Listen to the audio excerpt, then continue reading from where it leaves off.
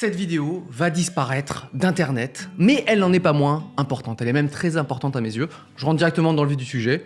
Vous posez la question pourquoi il n'a pas de lunettes, c'est juste pour changer, vous inquiétez pas. J'ai une grande annonce à vous faire. Le vendredi 23 décembre à 17 h, je publie sur ma chaîne YouTube mon nouveau court-métrage qui s'appelle Fuji-san et qui est la suite du court-métrage Minori. C'est pas une grande surprise pour plein de gens qui ont vu ma dernière vidéo, puisque j'étais retourné au Japon, j'ai changé de couleur de cheveux. Et en plus de ça, j'avais changé le titre de Minori en Minori partie 1. Donc dans les commentaires, les gens étaient en mode « Attendez, mais qu'est-ce qui se passe là ?» Oui, c'est bien une suite qui arrive. Faut savoir que Minori, qui est sorti en 2019, qui est réalisé par François Descraques, est votre court-métrage préféré sur ma chaîne YouTube.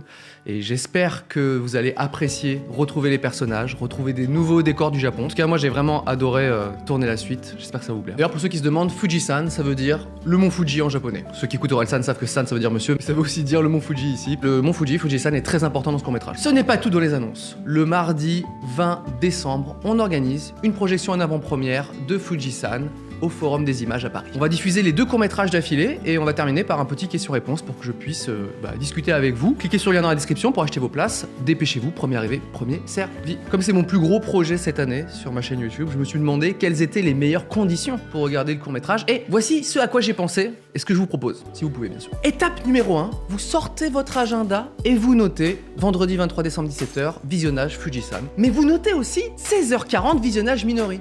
Comme ça, vous replongez dans l'histoire. 20 minutes plus tard, c'est la durée de Minori. Il est 17 h, paf, vous enchaînez avec la suite. Tout est parfaitement millimétré. Je suis un mastermind. Étape numéro 2. Vous avez bien tout noté, planifié, tout ça. Vous contactez vos amis et votre famille pour pouvoir regarder le court-métrage ensemble. Voilà, si je vous dis ça, c'est parce que j'aime bien quand les fictions sont partagées. Je trouve que quand on va au cinéma avec ses proches ou qu'on regarde une série ensemble, c'est souvent des moments plus beaux. Voilà. Si vous êtes tout seul, c'est bien aussi, vous inquiétez pas. Étape numéro 3, voilà, c'est planifier, organiser, trouver un écran sympa pour regarder le court-métrage, une télé par exemple. Après, si vous avez juste un smartphone, une tablette, ça marche aussi, y a pas de souci. Pensez juste à désactiver les notifications. Parce que le mec qui t'envoie 50 messages, on connaît, ça pète les couilles. Et sinon, pour demain, qu'est-ce que t'en penses de... Étape numéro 4, vous venez de regarder le court-métrage, n'hésitez pas à partager votre avis sur les réseaux sociaux, dans les commentaires.